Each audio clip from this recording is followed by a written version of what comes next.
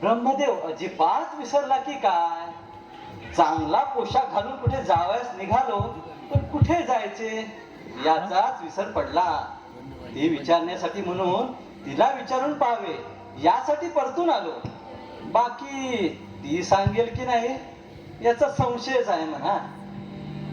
हा विसराळू स्वभाव आणि ही भांडखोर बायको या दोहोमुळे माझ्या जन्माचे इथे सार्थक झालेले आहे.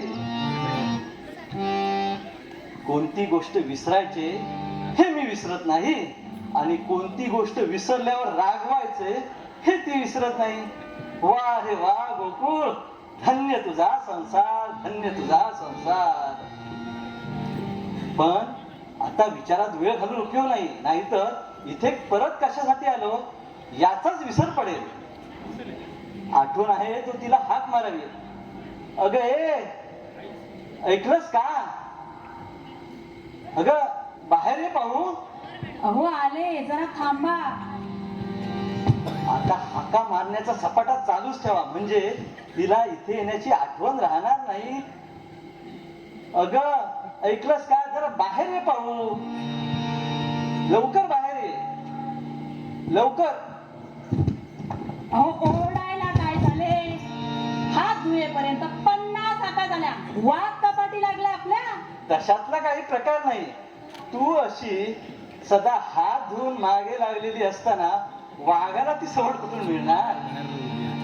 म्हटलं कामामुळे तुला पहिले हाकेची आठवण राहणार नाही. न राहायला काय झाले? सारं जग का असतं आपल्यासारखं? बरे ते असो. काय विचारणार होतो मी तुला? बर असे होते काय हे आपल्याला आपल्या नावाचा कसा विसर पडत नाही याचे?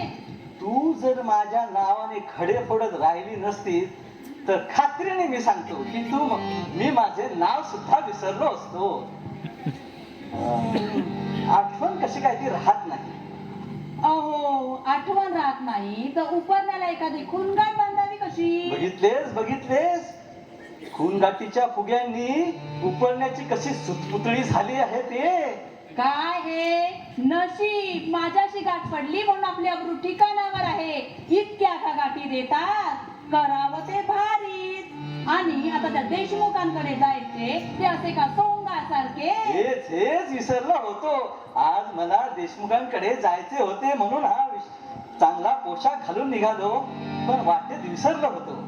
बरं ते जाऊ दे. मग असे सामान आणायला सांगितले त्याचे काय झाले?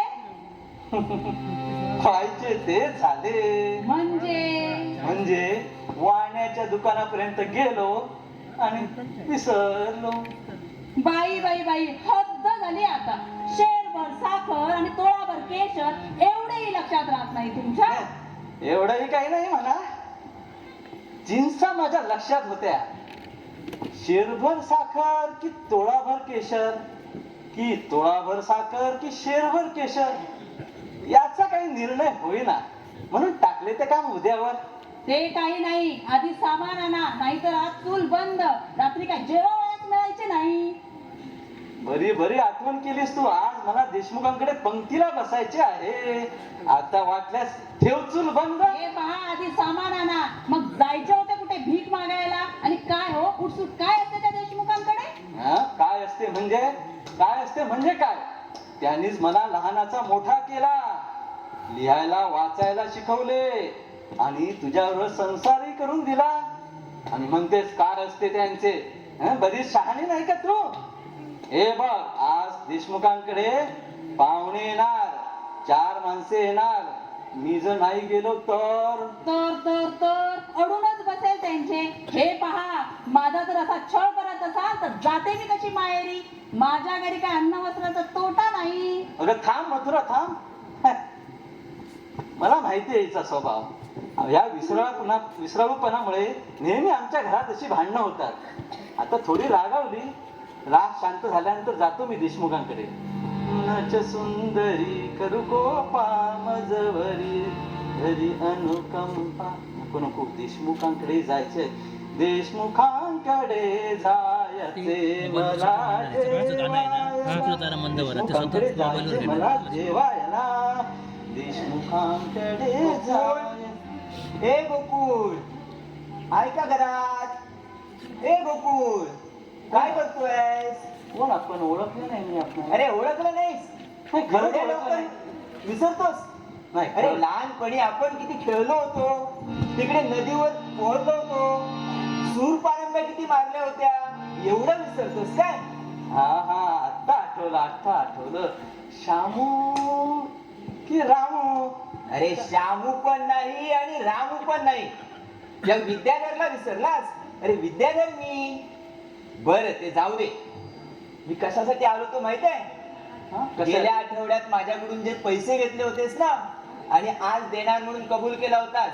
पैसे? आणि तुमच्याकडून? आणि मी घेतले?